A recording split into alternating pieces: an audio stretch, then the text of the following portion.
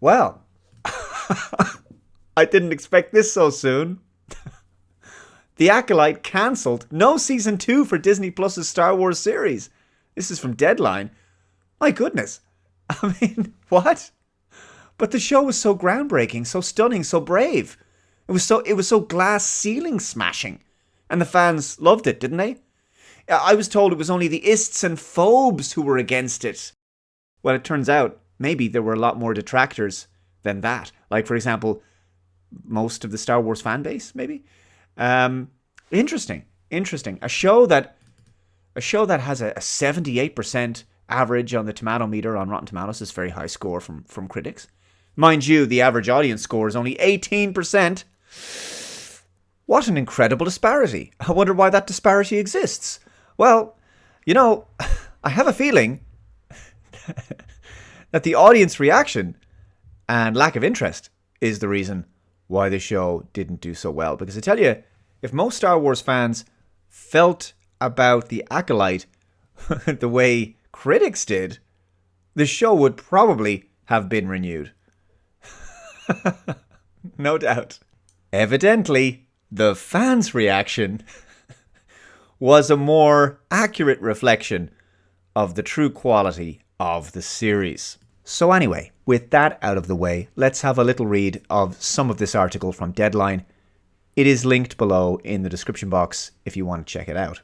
Exclusive, the story of The Acolyte will not continue, with Lucasfilm opting not to proceed with a second season of the Star Wars offshoot starring Amandla Stenberg, sources tell Deadline. Word of the decision comes more than a month after the 8-episode first season of the series from creator, director, executive producer and showrunner Leslie Headland wrapped its run on Disney+. The news is not entirely surprising. The Acolyte did okay with critics, with 78% on Rotten Tomatoes. That's not very difficult when your show is woke, but divided Star Wars fans, which was reflected in its overall viewership. Driven by interest into the venerable space franchise, The Acolyte got off to a strong start when it launched June 4th, with 2 episodes generating 4.8 million views in its first day on the streamer, to rank as the biggest series premiere on Disney Plus this year. The tally rose to 11.1 million views globally after 5 days of streaming. Corroborating Disney's data, the series made its debut on Nielsen's top 10 original charts in its premiere week at number 7, 488 million minutes watched, climbing to number 6 the following week. But The Acolyte could not sustain the momentum, dropping out of the top 10 in week 3 and staying off before returning at number 10 after the release of the finale. 335 million minutes, believed to be the lowest for a Star Wars series finale. Well, folks, there you go. There you have it. The Acolyte is no more. Consigned to the dustbin of stunning and brave spin-offs of popular shows made for a modern audience. Well, here's a wild idea. How about when you're hiring producers and writers for a show, for a franchise series, how about you hire people who really know that franchise very well? How about hiring people who just want to focus on telling great sci-fi stories rather than inserting current year identity politics into them?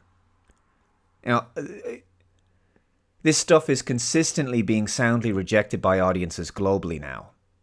And it appears that Disney Marvel is beginning to understand this.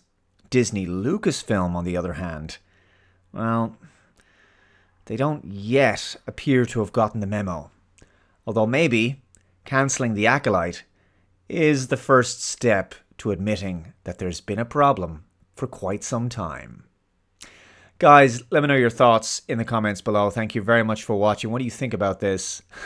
I'm sure you're devastated, brokenhearted, just like me. Take care, subscribe for more, hit that like button. I'll see you next time. Bye-bye.